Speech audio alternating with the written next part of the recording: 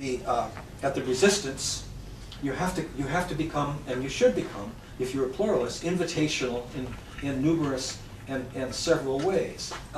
And then there is evidence that some young evangelicals are themselves heading in this direction with respect to gay marriage, with respect to capital punishment, with respect to global warming. So you become very, and you play out the value and the importance of that. But politics involves kind of negotiating torsions. It involves negotiating situations that don't kind of fall neatly on one side or the other. And if you don't pay attention to the dangers, millions of people in the United States opposed the Iraq War before it started, though they couldn't get media attention for doing it. But the opposition to the war was not militant enough. It didn't speak with enough prescience about the dangers and things. It was not enough people who were creatively alert to the media did so. It took Jon Stewart a year or so later, when he talked about Mesopotamia and so forth, to actually to create doubts in a larger population. I don't think of this as a contradiction. I think of it as a tension and a dilemma that must be negotiated. That's what I think of it as. And it's always, if you think of it that way, then it's always an issue as to, well, how to negotiate it right now under these circumstances for this issue. How do those of us who want to get rid of Guantanamo, how do we relate to Obama right now on that issue? How do we relate to this question and so forth? Micropolitics. I think of micropolitics as it can be local, it can be within organizations, but it can also be media micropolitics. Micropolitics works on multiple levels at the same time. It often involves the intersection between image and rhythm and concept and argument and sensibility and spirituality. It involves the intersections between them. I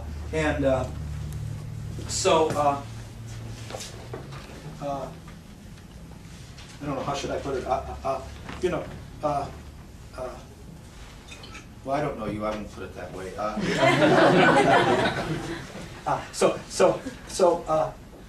My side has to think much more creatively about micropolitics, how it works. It's good at the level of film, and it's good at the level of Jon Stewart. That's about it. But with respect to TV dramas and things, most of them are not very helpful in that respect. A few are. So sorry, I didn't really get deeply into it. Yeah. One of the general conflicts between ethics of immanence and theistic ethics is the problem of evil. How do you deal with the existence of evil in a world of becoming, as you put it? Well, I agree with William James in A Pluralistic Universe, which is a book that was by James, one of his two best books, which was ignored by American philosophies who teach pragmatism. It's just entirely ignored, displaced, because it's too far up. And William James says, in a pluralistic universe where there are multiple agents of multiple kinds, the question is not why evil, the question is how to fend it off, how to respond to it. And so I don't ask the question of why evil, because I'm a theorist and a confessor of immanence, and I think that the why question asks for a divine answer to it. I don't ask the question of why evil. I agree with James. I try to, if you think of evil as horrible and undeserved suffering, then you seek ways to respond to it. And you try to, because a theophilosophy of a world of becoming has to include the possibility of a tragic possibility. It has tragic possibility built into it. I think that that's a better way to come to terms with the world than the other ways. I think that Sophocles was onto something, and the ways that his minor characters responded to the hubris of the major characters is critical. Haman and Jocasta and not him, but Philoctetes and all that group. Those are the Sophocles responses. The heroes and heroines, they reveal the lack of providence in the world through their actions, but they're not the ones, in my judgment, that he's the most appreciative of or responsive to. So there is a problem of evil in the world. In my vocabulary, I don't drop the notion of evil. I wouldn't do that, but I don't define it within an Augustinian tradition. That's probably obvious by now, but I don't do that. And I don't ask the question, why evil? I think that discussion by James is pretty profound. James believes in a limited God, but the God is set in a world of becoming that transcends it. And so nothing is above time. So then the question becomes how. And you may not succeed. That's the frustration for some people. It doesn't provide you with guarantees. But I would like to have more secular theories that quit trying to provide people with guarantees. They're screwing things up. They make things worse. That's my kind of iffy response to it.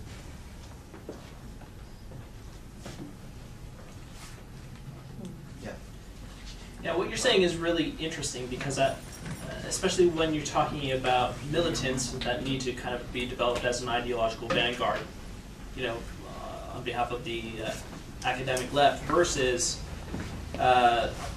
like a certain type of hegemony that's already established between capitalists and the evangelical movement in the United States, for example. But it seems like all that does, and you advocate kind of a use of the similar tools that other group utilizes through the media.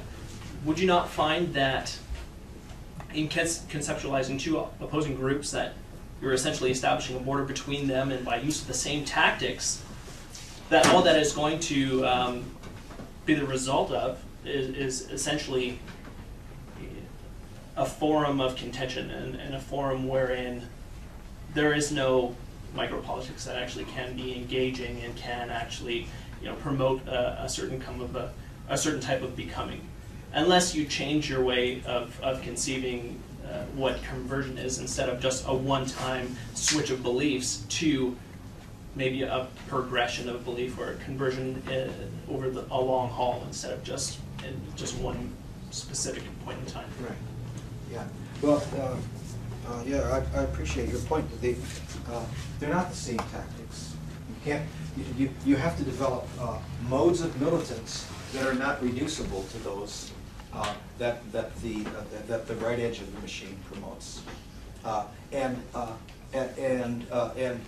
kind of trying to ward off and stop some of the worst things from happening. But that has to be in this relationship to these various micropolitical activities and strategies through which you forge positive assemblages. I don't see it. I can't see it any other way. As long as I can't see any other thing except trying to negotiate the tension. As long as there's a powerful evangelical capitalist machine that's relentless, I can't see it. And I maybe wish I could, but I can't see it myself. And I think that's kind of comparable to the idea that secularists had that said, well, they bring their faith into the public realm, we don't. And I don't think that was ever true of secularists, A. And B, I think that to the extent they tried to make it true, it became a kind of a politics that people could run away from. So, let's see if I can put it this way. Years ago, I wrote with another guy a book on politicized economy, and we said, if the pluralizing left, of which we are a part, doesn't start paying attention to the white working class in America, they're going to be sorry. Well, they're sorry. But what we didn't have a sense of was that what was going to happen, because these things are hard to predict. I mean, we'll go back another step. When Rawls and Habermas and Hampshire and that gang were writing, they in the 60s and 70s, they had a notion that that secularism, the secularizing trends would just keep growing. That was what they built everything on.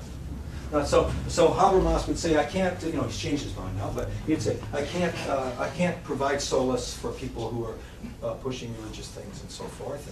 And Rawls would do the same thing, and many other people. And it was a projection based upon a kind of an insufficient sense of the intensities of politics and the spiritual elements that always enter into politics. There's not a vacuum in that domain. So I will resist the idea that the tools are the same, or the same tactics and so forth. But I will keep trying to think about how to negotiate the torsion or the tension between these two dimensions, neither of which can take acquire full control or regulation if the thing is to work, if the thing is to make, is to have some possibilities in it. I mean, that's what I would try to say.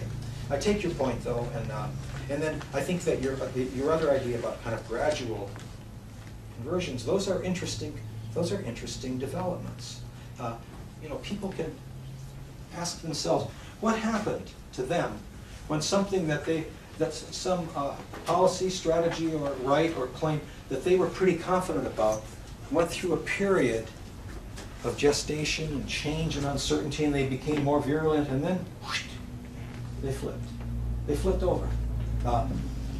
With me, it was a couple of things, but one of them was the right to doctor-assisted suicide. It's a new right, and it slowly became clear to me that I should try to press for this new right to come into being. It was not implied by Kantianism or Hegelianism or Augustinianism. It's a new right. It's the introduction of a new right. And that involved a certain kind of micro-conversion under stress of people who were dying, who were close to me and others and so forth. Yeah. And if you pay attention to the spiritual element of politics, which is undeniable and indispensable, then you can kind of come to terms with these questions. Maybe, perhaps, probably not.